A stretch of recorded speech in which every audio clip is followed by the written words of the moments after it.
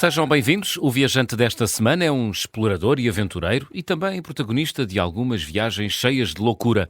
Ele já fez a Europa de Leste de comboio, atravessou a Índia numa moto com sidecar, com parte do percurso feito na estrada mais alta do mundo, já percorreu a América do Sul numa carrinha pão de forma, hoje organiza expedições para executivos e tem uma enorme paixão pela Índia. Inácio Roseira, bem-vindo às Conversas do Fim do Mundo. Muito obrigado, um prazer. Paixão pela Índia. Sim, completamente. Quão apaixonado tu és por este país-continente, Inácio?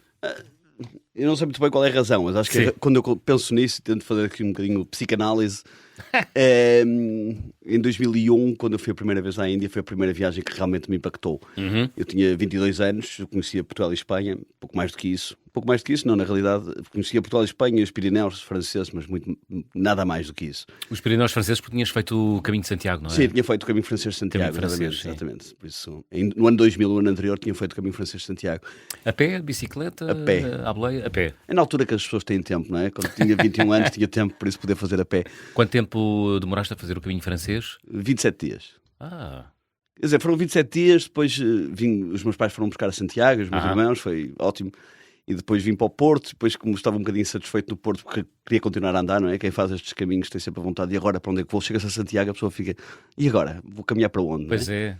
Um bocado dessa insatisfação. Então vim para o Porto, depois fiz o caminho português, no mesmo ano, a seguir cheguei a Santiago, fiquei lá 3 ou 4 dias, encontrei uns amigos e fiz fazer o caminho de Finisterra, e depois ainda fiz o caminho português outra vez de volta, ao contrário.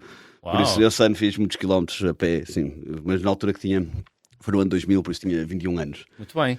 E portanto, em 2001... Conhecias a Península Ibérica, Exato, pouco mais, pouco e mais, vais-te para a Índia. Então em 2001 propus-me... Atraído pelo quê? Pelo exotismo? Sim, eu diria que nessa altura estava um bocadinho à procura, acho que estamos numa fase, não sei como é que são as outras pessoas, mas eu pelo menos estava numa fase de me descobrir a mim próprio muito. E nesses momentos pensava em espiritualidade, qual é o meu papel no mundo. Eu lembro que quando fui fazer o Caminho Francês de Santiago, uma das coisas que eu colocava como perspectiva de carreira, ou de carreira não, de vida, era ser padre, por isso fiz Padre? Sim. Por isso fiz o Caminho de Santiago, um bocadinho dessa descoberta dessa espiritualidade. Aliás, na realidade eu fiz metade sozinho, metade acompanhado por um seminarista, por isso aquilo foi um processo de descoberta pessoal. E nessa descoberta pessoal, no final do Caminho de Santiago, disse que cheguei à conclusão que não tinha a certeza de que queria ser padre, mas para isso tinha que conhecer mais de religiões do mundo e espiritualidade noutros sítios do mundo. E então, melhor sítio não existe, não é? Sim, e na realidade a Índia não foi a primeira opção. A primeira opção foi ir ao Nepal e ir ao Tibete e conhecer o Dalai Lama. Era esse plano que eu tinha quando tinha 21 anos. Então voei para o Nepal, realmente um ano depois voei para o Nepal, juntei dinheiro, voei para o Nepal, fui até o acampamento de base do Everest sozinho nos Himalaias durante 16 dias, com muito pouco dinheiro, com muito poucos recursos. E depois percebi, obviamente, da preparação da viagem, que o Dalai Lama não vivia no Tibete, né? Não, vive na Índia. Exato, até li o livro dos 7 anos no Tibete, do Ahar, e na realidade, ao perceber que ele vivia na Índia, percebi que ele estava refugiado na Índia, então pus na minha lista ir ao Nepal, já que vou ao Nepal, também vou à Índia e vou procurar o Dalai Lama e ver onde é que ele vive. Encontraste o Dalai Lama? E encontrei, na realidade encontrei, por isso eu fui do Nepal para a Índia fascinou mais do que o Nepal, por isso a paixão pela Índia foi por aí, e percebi que o Dalai Lama vivia no norte da Índia, nos Himalaias indianos, e fui aos Himalaias indianos à procura do Dalai Lama. Na altura, no início da internet, em 2001, fui mandando uns e-mails, porque havia uns e-mails na internet do governo em exílio, do tibetano em exílio. Sim. Então eu tentei contactar, a dizer que queria entrevistar o Dalai Lama. Foram muito simpáticos, responderam-me sempre. Então eu fui até Dharamsala, MacLeod-Ganj, onde ele atualmente ainda vive.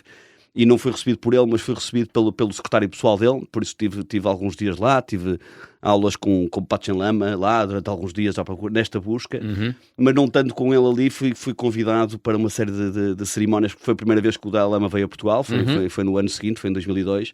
Então, várias cerimónias que ele teve em Portugal, eu estive presente em algumas delas, na Câmara Municipal do Porto. Como convidado? Foi? Sim. Uau. Porque alguns meses antes, como eu era português, um bocadinho exótico, tinha ido lá bater à porta, a própria comitiva, que foi organizada pelos tibetanos, mas em França, a organização era francesa, mas mandaram-me um e-mail a dizer assim: olha, o itinerário do Dalai Lama em Portugal é este, o que é que tu achas? E eu era um jovem com 21 ou 22 anos. Eles pediram-te conselhos?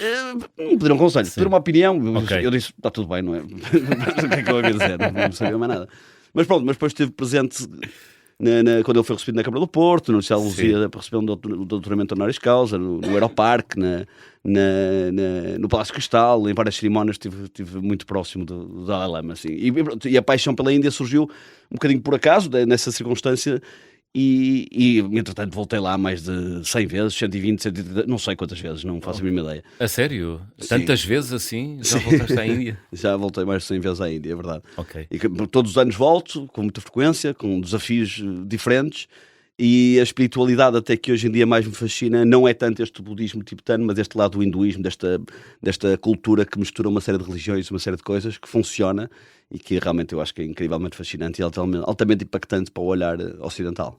A Índia é um país muito diverso do ponto de vista, enfim, religioso. Enfim, é muito diverso, Muito diverso, do ponto de vista religioso, cultural, enfim, infinitamente diverso. Tu achas que isso acontece ali porquê?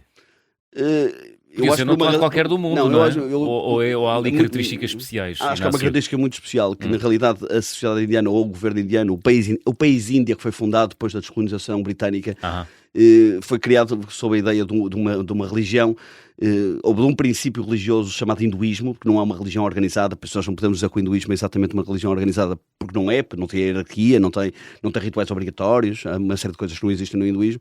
E na ideia do hinduísmo todas as religiões estão certas, porque na realidade eles acreditam no processo de reencarnação. Buda, ele próprio, era hindu, Siddhartha Gautama era hindu, e quando ele atinge a iluminação, de repente encontra o caminho, um dos caminhos para o nirvana, para aquilo que é chamado no budismo, a iluminação chama-se nirvana, para o hinduísmo chama-se moksha, e na realidade ao encontrar esse caminho para o nirvana, então cria uma nova religião que é o budismo, que é o caminho de Buda, mas Buda ele próprio era originalmente hindu. E esta filosofia, esta cultura, sendo que no hinduísmo é uma religião, mas é também cultura, é exatamente a mesma coisa, enquanto nas sociedades ocidentais a cultura e a religião estão um bocadinho separadas umas das outras, na Índia isso não acontece e na prática o que acontece é que esta cultura e esta religião permite que todas as outras culturas ou religiões ou maneiras de ligar ao transcendente sejam também válidas. Por isso é que eu acho que a Índia funciona como um país altamente multicultural e multirreligioso, do norte budista para o centro-sul hindu, com grandes comunidades muçulmanas conviverem ali no meio. Obviamente há momentos de tensão, há zonas de tensão, Caxemira, essas coisas todas, obviamente que sim, mas nós pensamos que é um país com 1,3 mil milhões de pessoas e que convivem 10 ou 15 religiões com alguma predominância, com alguma expressão, católicos, cristãos que não são católicos, por isso, e convivem pacificamente. É incrível. Tu achas que é um território de tolerância ou não? Não, acho que é claramente um território de tolerância, isso não tenho dúvidas nenhumas. Embora exista um momento de tensão, obviamente que existem sempre extremismos em todas as religiões, nós não vemos grande extremismo hindu. Hoje em dia, se calhar um bocadinho mais, porque este presidente é um bocadinho nacionalista hindu, mas não há grandes episódios de extremismo hindu, porque os hindus, por exemplo, não acreditam na evangelização, por isso, na realidade, os hindus não andaram pelo mundo tipo missionários, a espalhar a sua fé. Eles acreditam que são filhos daquela zona, daquela geografia, daquele terreno, e são hindus como nós somos portugueses, não é? Por isso a cultura e a religião não estão dissociadas, são as duas uma e a mesma coisa. Diz uma coisa, quem é profundamente agnóstico irá achar alguma piada à Índia ou não? Eu acho que sim, eu acho que obviamente a mim faz-me confusão as pessoas que estão totalmente agnósticas. Não sei se o agnóstico é aquele que não acredita claramente em nada ou se não acredita em nenhuma forma organizada de não acreditar ou de acreditar no transcendente, não é? Nesta forma. E eu acho isso claramente incompreensível. Na minha maneira de pensar o mundo é completamente incompreensível. Eu sinto que na realidade há coisas que eu não sou capaz de explicar e sinto que há coisas que eu nunca serei capaz de explicar. Não eu, Inácio, mas mesmo eu, Inácio, com tempo ilimitado, recursos ilimitados, nunca seria capaz de explicar. Por isso dá uma dimensão para algo do inexplicável que me transcende a mim, por isso dá a dimensão do transcendente. Se nós tivermos essa disponibilidade, não quer dizer que acreditemos em alguma forma organizada, não é? Mas, pelo menos, ao viajar pela Índia, dá para perceber porque que estas pessoas acreditam em figuras mitológicas, com deuses com cabeças de elefante, com vacas sagradas e coisas estranhíssimas para o nosso olhar ocidental. Sendo que hoje em dia não é super estranho, não é? Porque as culturas estão um bocadinho exportadas e estão um bocadinho em vários lados do mundo. Mas eu imagino o que é que se fosse aos padres portugueses ou padres jesuítas portugueses a chegar no século XVI a Goa e olhar para aquilo com deusas com língua de fora, representadas com sangue, não é? Essas coisas todas que eram inacreditáveis. Mas aquilo são formas de representação da transcendência. Eu acho que isso é super fascinante. E se formos totalmente descrentes em tudo isto, pelo menos somos crentes na cultura, porque disso nós não podemos ser descrentes. Então, Claro. perceber a cultura é sempre uma forma rica, e aquela cultura é, na realidade, muito, muito diferente de todas as outras culturas que nós conhecemos. Muito bem, voltaste muitas vezes à Índia. Muitas vezes. Muitas vezes. Em 2002, Sim. fazes uma viagem pela Europa de Leste de comboio, não é? Sim, sim, Ias à sim. procura do quê, Inácio? Nessa altura, uma das coisas que estava na Dos nossa resquícios da Guerra dos Balcãs. Era? Sim, sim, sim. Ok. Na realidade, o que aconteceu em 2002 foi que a Guerra dos Balcãs estava muito presente na nossa memória, não é? A Guerra da Bósnia tinha sido uma coisa relativamente recente, no final dos Sim. anos 90. Sinal Com que- muito sangue, não é? Muito Muita sangue, violência, muita campos de violência. concentração, coisas inimagináveis na Europa dos anos 90, não é? Quer Inacreditável. dizer, inimagináveis para a ideia de Europa que nós tínhamos, não Exatamente, é? o que nós tínhamos. Se calhar agora começa a ser mais fácil, ou melhor, conseguimos imaginar melhor, né? Infelizmente conseguimos imaginar melhor.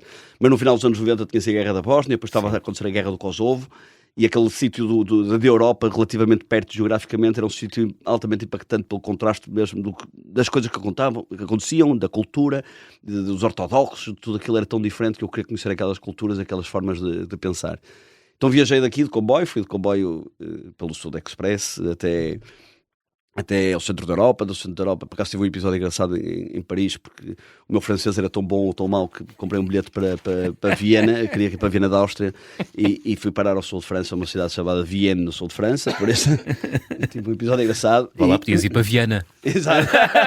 Viena do Castelo, Viena do Alentejo. Isso. Quase a mesma coisa que confundir essas duas. Mas fui parar a Viena, no sul de França, depois lá me arranjei. O início da minha viagem seria Belgrado, capital da Sérvia, e perceber o que é que acontecia por ali. Então viajei, sei lá, Sérvia, Bósnia, Croácia, Montenegro, Kosovo, Macedónia, Albânia, todos esses países, para perceber o contexto do Imperador Tito, que tinha estado ali, do movimento dos kosovares, da presença dos albaneses, dos ortodoxos, dos muçulmanos, de todo aquele melting pot que acontece ali, que teve equilíbrio durante muito tempo, não é? Pois. E naquele momento tinha sido a história da ex-Jugoslávia, não é? E ali tinha-se dividido aqui em vários países e perceber aquele contexto. Por isso, Portanto, ias tentar perceber, não à procura, porque há muita gente que viajou no final dos anos 90, ou durante os anos 90, em busca de um certo imaginário soviético que estaria a desaparecer. Tu não ias à procura nada disso. não ia à procura Era mesmo disso. tentar compreender o que é que estava a Era acontecer mesmo na Europa de um Leste. gajo de aventura, percorrer um sítio que não era muito percorrido na altura, perceber o contexto da guerra, do que é que tinha sido a guerra recente. Aliás, eu estive no quartel português em Sarajevo, fui recebido pelos militares portugueses em Sarajevo em 2002, por isso fui muito bem recebido. Tive na altura... Eu já percebi que tu és bem recebido em todo lado. Muito bem É uma recebido. boa pessoa para viajar. Sim, acho que sim. Não posso dizer que tenha sido mal recebido em algum lado. E depois até fui ao Kosovo. Na altura Sim. estava muita tensão ainda no Kosovo. Ainda vi 2 granadas explodir e pessoas a morrer à minha frente. Em Pristina. Na altura, Sério? Pristina era uma cidade que aparecia nas notícias todos os dias. Pristina, capital do Kosovo, não é? digamos assim. Tinha-se na altura separado da Sérvia, e foi aquela confusão com o Milosevic, que depois foi julgado no Tribunal Internacional, essas coisas todas, não é? Porque fazia parte da separação da ex-Jugoslávia. A Sérvia o Kosovo fazia parte da Sérvia. Por isso, naquele contexto todo, queria perceber como é que aquilo funcionava, e andei lá de comboio, transportes locais, de um lado para o outro. Já lá regressaste a esta Europa de Leste? Já voltei à Sérvia várias vezes. Notaste diferenças? Na Sérvia notei, obviamente, algumas diferenças, mas realmente continua a ser uma Europa muito diferente da Europa, do resto da Europa, não é? Principalmente a Sérvia, que está fora. É um Também há enclave várias no meio. Europas, não é? Sim, obviamente que há várias Europas. A Europa da Alemanha não é a mesma Europa de Portugal. por Sim, exemplo. claro que sim, obviamente que sim. E os sérvios, essa Sérvia que tu foste encontrar agora mais recentemente, está mais próxima da Europa Central ou, enfim, da periferia? Eu acho que a Sérvia está fora disso tudo. Na é? realidade, a Sérvia não é vista como Europa, é vista como fora dos acordos de Schengen, de moeda única, está fora disso Mas eu tudo. digo desenvolvimento humano e cultural. Sim, enfim. a Sérvia sempre teve muita cultura, não é? Sim. A Sérvia é quem guarda os resquícios e a herança da ex-Jugoslávia, não é? Por isso a ex-Jugoslávia foi uma coisa importantíssima durante muito tempo. Por isso a Sérvia orgulhosamente tem muito orgulho, mas na realidade é um país que se sente um bocado renegado no meio desta Europa toda, porque está ali encravado ali no meio e é sempre visto como o lado mau, não é? Está do lado mau da força. E na realidade, se nós formos ver a Guerra dos Balcãs, guerras e tal, a história que nos é contada sempre é que os sérvios foram os maus, mas como dizia um amigo meu sérvio, o Mihailo Dimitrievich, que é assim que ele se chama, Misha, dizia-me muitas vezes, imagina que o teu avô tem uma quinta no Alentejo e alguém vai por lá dentro e toma conta da quinta do teu avô. Será que tu não ias lutar pela quinta do teu avô? Por isso é um bocadinho esse lado. Em tempos de guerra, ninguém tem razão. Isso não é hipótese. Pois, muito bem. Portanto, fascinante esta viagem pela Europa de Leste. Sim, foi muito fascinante, incrível. O que é que se aprende a viajar, Inácio? Aprende-se a tolerância, aprende-se a gostar de Portugal. Acho que é uma coisa fantástica. Eu, pelo menos, acho que quanto mais nós viajamos, mais percebemos que Portugal estamos num sítio super privilegiado. Isso não depende dos sítios para onde se vai? Não, acho que há sítios que também são muito interessantes. Essa avaliação não depende dos locais para onde se viaja? Sim, acho que posso dizer que sim, mas eu já fui, sei lá, dezenas de países, já fui desde a América do Sul para a Ásia, África, vários países e tudo. E os únicos 2 sítios onde eu vivia na vida era Portugal e talvez o Uruguai, que é um sítio fabuloso, mas de resto, mais nada nenhum. Não vivia no Brasil, não vivia no Peru, não vivia na Índia, 6 meses na Índia, 8 meses na Índia, 1 ano na Índia, tudo bem, sempre com data de regresso, tudo bem, com possibilidade de voltar, tudo bem. Mas acho que Portugal realmente aprende-se a gostar de Portugal, aprende-se aquelas coisas que hoje em dia se falam no mundo académico, das soft skills, não é? Desarrascar-nos em situações mais complicadas. E nos primeiros anos do meu tempo de viagens eu viajava muito sozinho, não é? E acho que também uma das coisas que nos ajuda, não quer dizer que viajar sozinho seja melhor que viajar acompanhado, eu não acho isso mesmo. Acho que há momentos para tudo e as pessoas, está sempre certo, até porque o certo na minha opinião é tirar o rabo do sofá, isso é o que é o certo, né? Se é para ir até à margem sul, ou se eu sou do Porto, ir até Espinho, está tudo ótimo, não tem problema nenhum. Mas, o importante é ir. É ir, exato. Mas dizendo que viajar sozinho acho que permite uma coisa, é não colocar a culpa no outro. Na realidade, se alguma coisa corre mal, nós somos sempre os únicos culpados. Não há hipótese de dizer, mas foste tu que acordaste tarde e perdemos o autocarro, ou demoraste mais tempo a tomar banho, ou ontem disseste não sei o quê. Não há hipótese, a culpa é sempre nossa. Se bem que hoje em dia, não sei, estou a convocar-te para uma reflexão, se bem que hoje em dia é muito mais diferente viajar, porque hoje em dia nós temos o mundo na nossa mão através dos telemóveis, do que era em 2001 ou para trás, não é? Sim. Ou seja, hoje ninguém precisa de soft skills para nada, não é? Quer dizer, até para subir o Kilimanjaro basta, entre aspas, ter um telemóvel e um Google Translate e qualquer pessoa se desenrasca, ou não é nada disso. Eu aproveito a deixa para dizer que não, a melhor maneira de subir o Kilimanjaro é a Católica Porto Business School, onde eu organizo um programa executivo.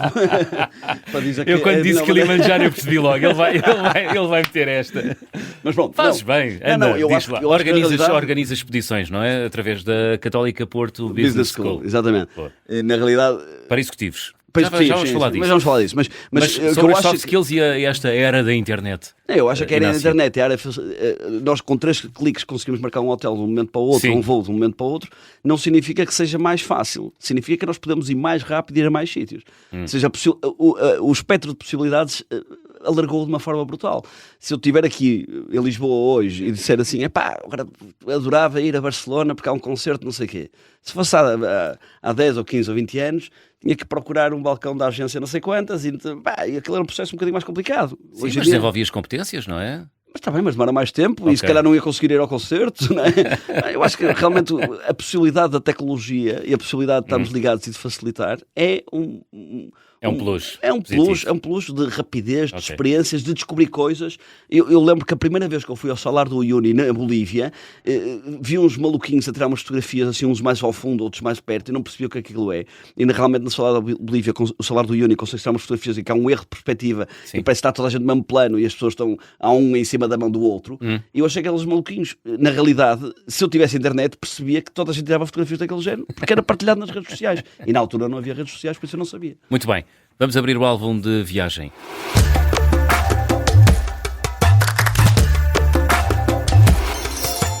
Inácio, guardas contigo algum objeto que tenhas trazido das tuas viagens e que seja especial? Eu vou guardando algumas coisas, alguns objetos pequenos, alguns bocados de madeira que traz de alguns tempos na Índia, que me oferecem, umas cinzas sagradas de Vibhuti trazidas de Chidambaram, por exemplo. Vou trazendo aqui algumas coisas, mas eu não sou um colecionador, por isso não tenho 500 coisas em casa, e a verdade é que ao longo do tempo também vou perdendo ou vou oferecendo. Alguém chega à casa e gosta daquilo, leva. Não estou super ligado às coisas, sou muito desligado das coisas. Portanto, não há um objeto. Não há um objeto, não. Muito bem, estamos à conversa com Inácio Roseira. Vamos fazer aqui uma pausa, regressamos já a seguir. Até já!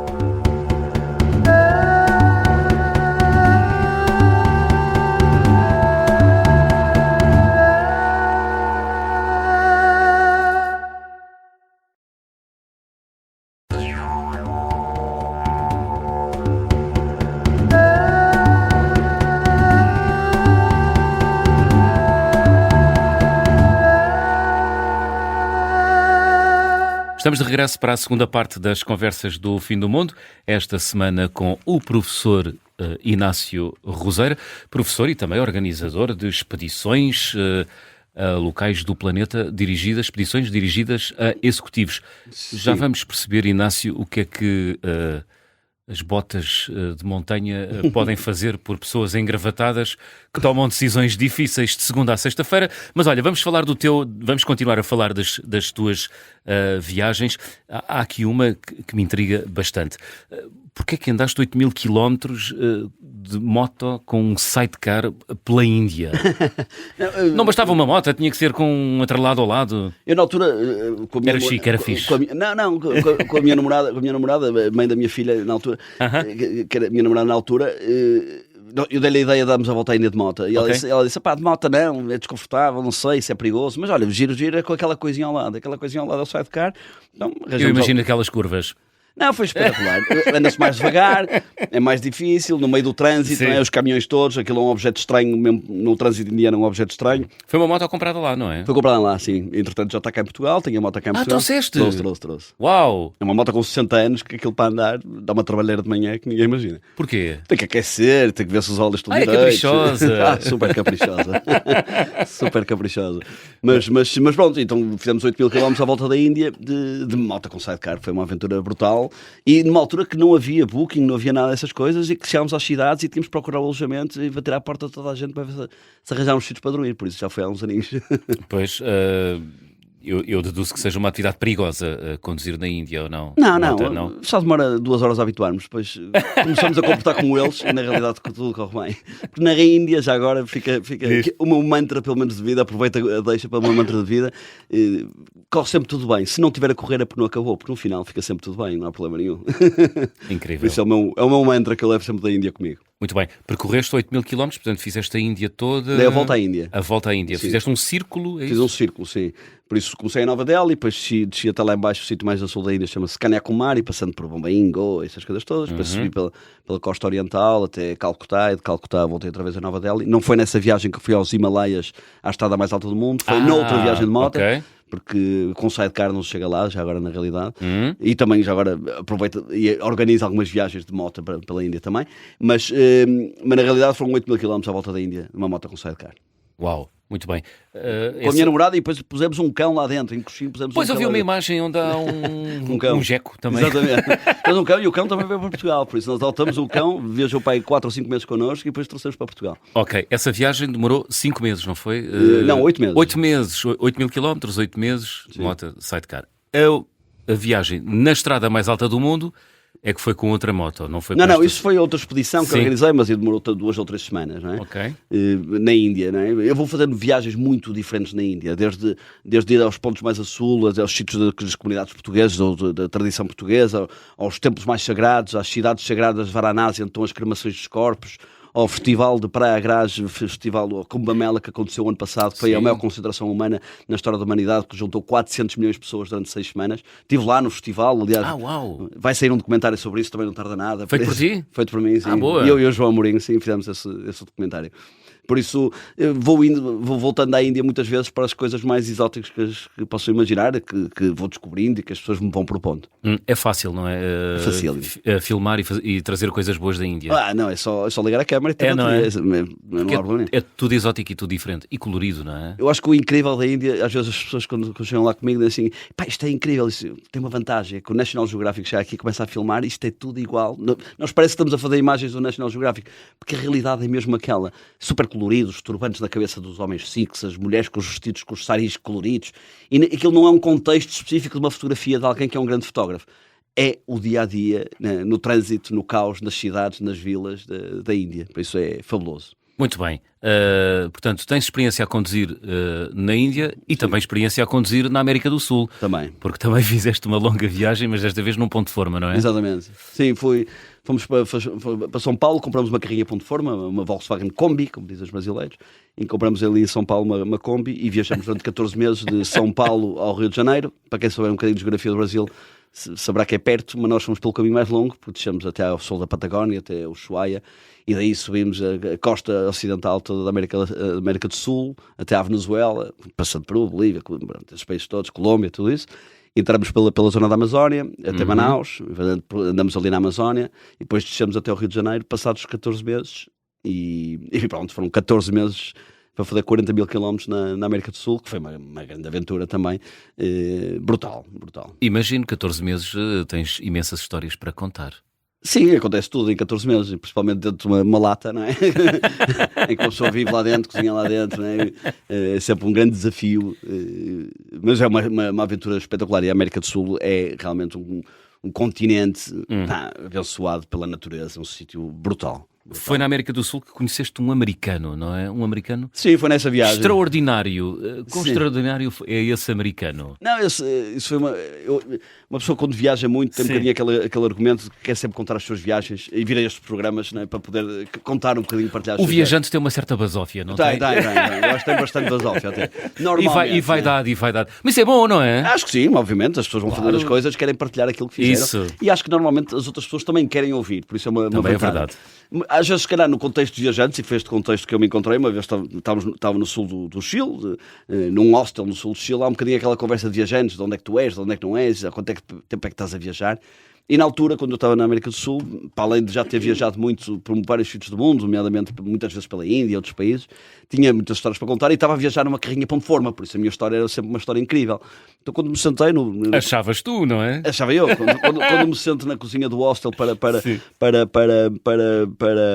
partilhar estas histórias, senta-se uma pessoa ao meu lado e a primeira pergunta que eu faço, então, de onde é que és? E depois logo, há quanto tempo é que estás a viajar?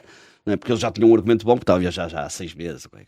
E ele diz, estou a viajar há 12 anos. E 12 anos não pode ser. Eu não, estou a viajar há 12 anos. A partir daí o meu tempo de viagem não interessa, é totalmente irrelevante. Não é? Então tentei puxar o fio à meada e tentar saber mais daquela história.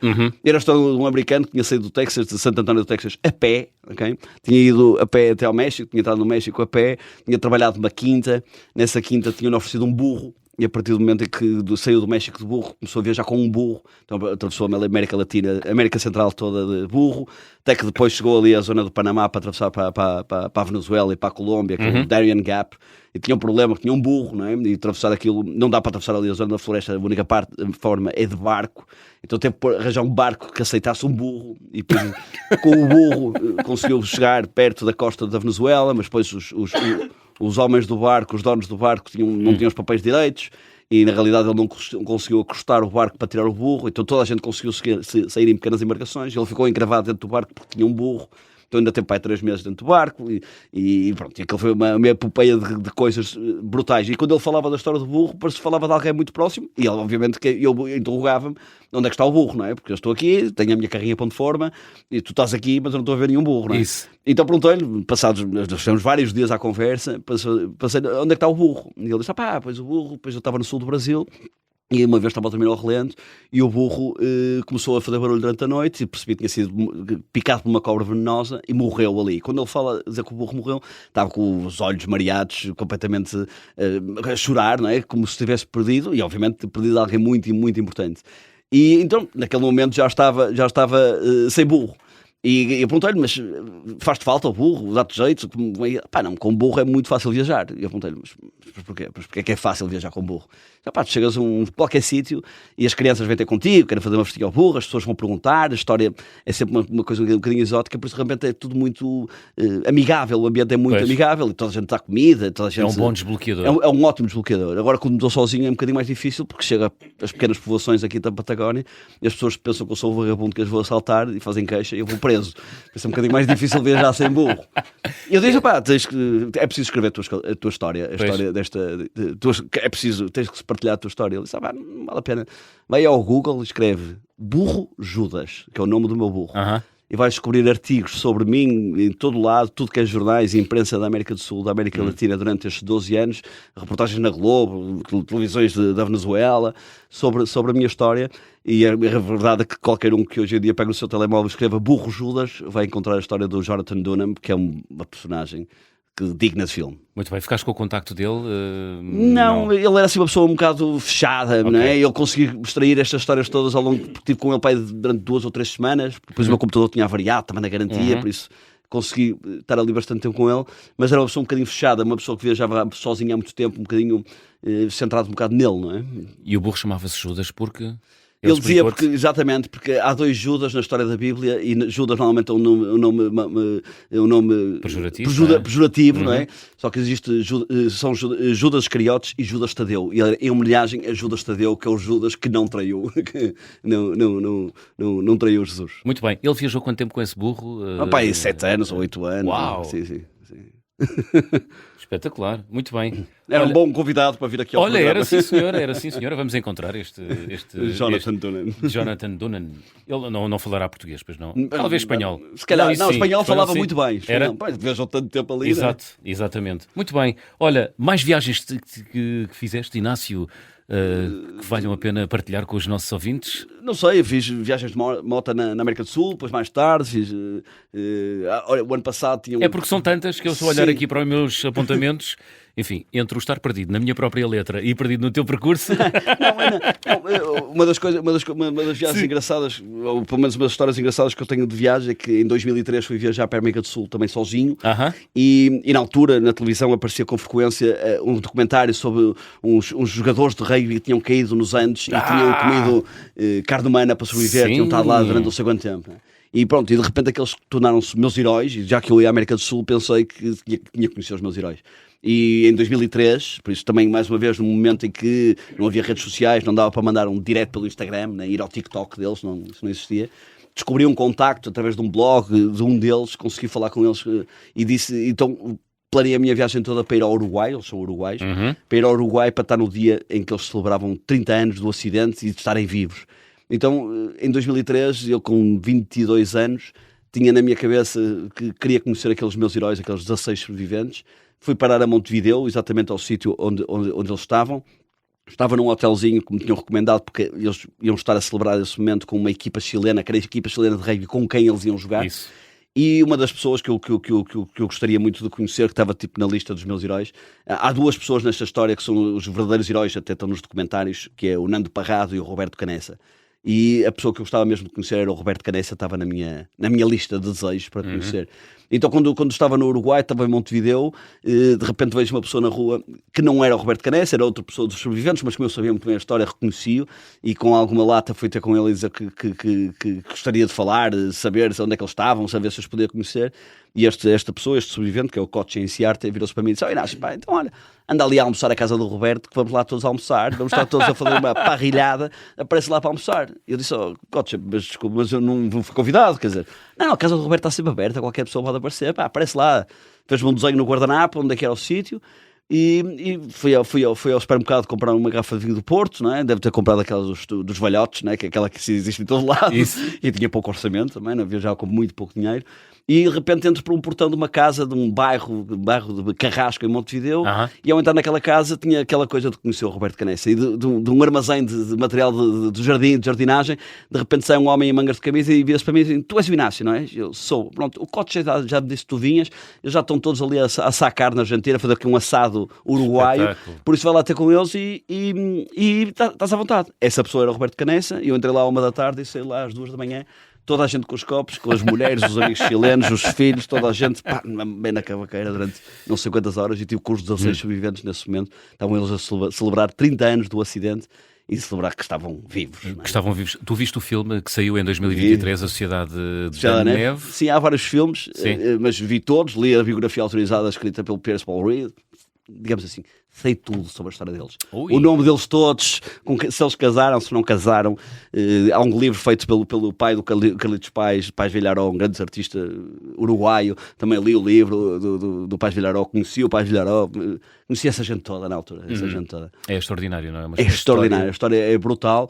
E eu perguntava ao Roberto qual é a grande lição, não é, que se tiras disto. De repente, aquilo estava tudo na cavaqueira, não é? Já estavam todos um bocadinho a gozar uns com os outros, a dizer, pá, agora é que estás magro, agora estás gordo, na altura estavas magro, não é? Obviamente passaram fome, estavam todos magros, não é? Pois. Mas de repente agora já são homens de 60 anos com a sua barriguinha, então de repente aquilo já virava piada. Mas há dois momentos nesse almoço que para mim são muito impactantes. O primeiro é que nós estamos ali todos e eu sei quem eles são, eu conheço-os a eles, por isso sei o nome deles, mas de repente estavam lá pessoas que eu não conhecia. E de repente um dos que eu não conhecia, que estava todo animado a falar connosco, virou-se e disse, desculpa, Inácio, tu português, tu não estás a ver quem eu sou? Eu disse, não, peço desculpa, mas não te conheço. Ele, pois, eu sou o irmão do Gustavo Nikolic. E eu, de repente, olhei e pensei, Gustavo Nikolic morreu. E o irmão do morto, de quem eles se alimentaram, estava ali a celebrar a vida deles. É inacreditável como é que aquilo aconteceu, como é que aquele contexto acontece. E o segundo momento... surreal até. Surreal, muito surreal, não é? Até se nós pensarmos que eles alimentaram-se carne humana, não é? Exato. É surreal, assustador, enfim... coloca imensas perguntas. Imensas perguntas. É uma situação extrema mesmo. Muito mais extrema. extremas. E depois perguntei ao Roberto, olha, diz-me qual foi a lição que aprendeste? Ele disse, eu aprendi que os helicópteros te vão buscar, mas tu tens que ir buscar os helicópteros. Porque ele e o Nando Parrado foram os tais que caminharam 16 dias para encontrar os helicópteros, para ir buscar os colegas todos que ficaram dentro do avião. Por isso... tens que ir buscar os helicópteros. Muito bem. Inácio, como dizíamos há pouco, tu organizas expedições para executivos no âmbito de um curso na Católica Porto Business School. Exatamente. O que é que executivos têm a aprender ou podem aprender em expedições a montanhas e sítios inóspitos? Eu acho que, quer dizer... eu já andei por muitas montanhas, já fui a muitos sítios, já subi o Kilimanjaro várias vezes, fui várias vezes ao acampamento base do Everest, já subi o Island Peak, já fiz muitas montanhas nos Andes e todo lá. E realmente o ano passado lembrei-me, cada vez mais o mundo executivo começa a falar das soft skills, que é preciso resiliência, liderança, gestão de equipa, gestão de expectativas, essas coisas todas. E lembrei-me de falar com a Católica Porto Business School para dizer assim, eu acho que giro, era fazer uma coisa em que vocês têm um contexto de sala de aula e que explicam estas coisas todas, da adaptabilidade, os contextos incertos. Hoje em dia nunca se sabe se estamos em guerra, se não estamos em guerra, como é que se faz no mundo empresarial. E nessa adaptabilidade que nós aprendemos teoricamente, temos que ir para a prática. E para a prática eu acho que o contexto da montanha é o contexto que nos leva realmente a testar-nos a nós próprios, a testar esses conceitos. Então apresentei esta proposta de fazermos isto uma subida ao Kilimanjaro. E então com a Católica Porto Business School fazemos este lado académico, que não sou eu que o faço, porque eu não sou especialista académica dessa área. Se bem que dás aulas. Sim, dou aulas também, mas não é a minha área, digamos assim. E na realidade leva as pessoas para o contexto em que é preciso perceber aquelas coisas que nós aprendemos em sala de aula, se elas são reais ou não são naquele contexto. E na subida ao Kilimanjaro, que é uma montanha relativamente fácil, embora exigente, mas relativamente fácil, ao alcance de qualquer pessoa com saúde, dá para perceber essas coisas. Nós temos o frio, a altitude, não termos acesso a comprar coisas, porque realmente no meio da montanha, por muito que eu tenha um cartão de crédito, não consigo comprar nada, não é? Por isso, essa adaptação constante, adaptação se calhar a um grupo de pessoas que nós não conhecemos tão bem, a gestão das nossas próprias expectativas, da nossa energia no nosso dia-a-dia, são coisas que são relativamente exigentes e que nos colocam num contexto real. Por isso, basicamente, o que a Católica acha é que, na realidade, os executivos podem tirar grandes lições para o seu mundo empresarial. Mas isso é o contexto académico que eu não domino totalmente. Mas pronto, a parte da experiência na montanha é o sítio onde eu estou, é como se estivesse na praia. Muito bem. Inácio, estamos a chegar ao fim. Vamos fazer check-out? Vamos embora. Vou pedir-te para completares as habituais frases. Na minha mala vai sempre... o mínimo possível. Sim. Embora ultimamente leve um fio sempre com o Espírito Santo, que tem a data de batismo e da primeira comunhão da minha filha. És um homem de fé? Sou um homem de fé.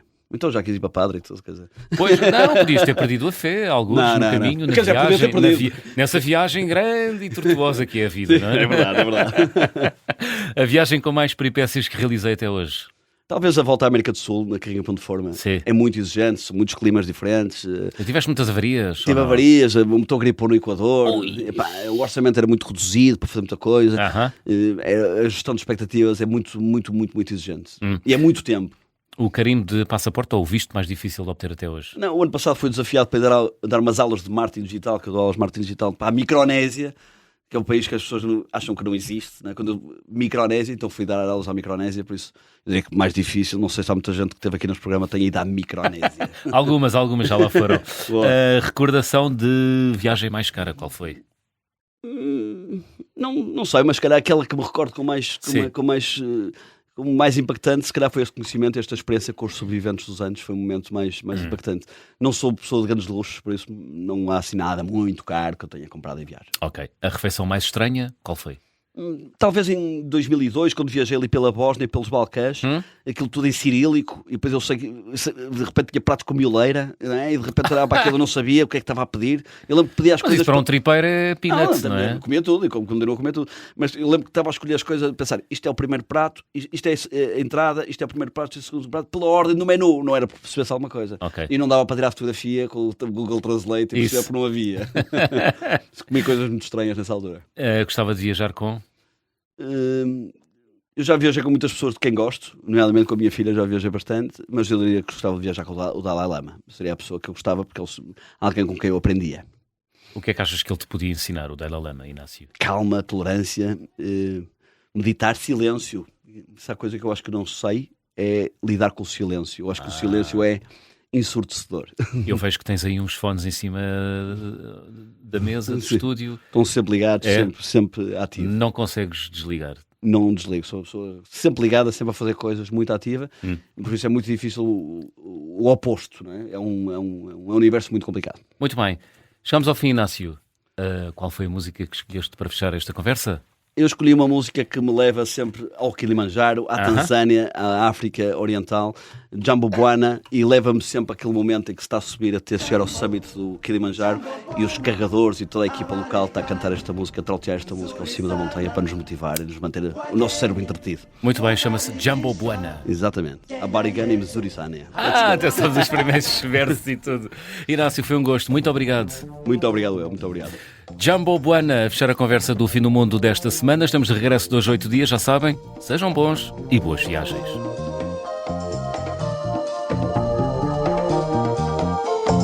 Jambo, jambo bwana, habari gani? Nzuri sana, wageni mwakaribishwa Kenya yetu, hakuna matata. Ngiti jambo, jambo bwana, habari gani? Nzuri sana, wageni mwakaribishwa Kenya yetu, hakuna matata.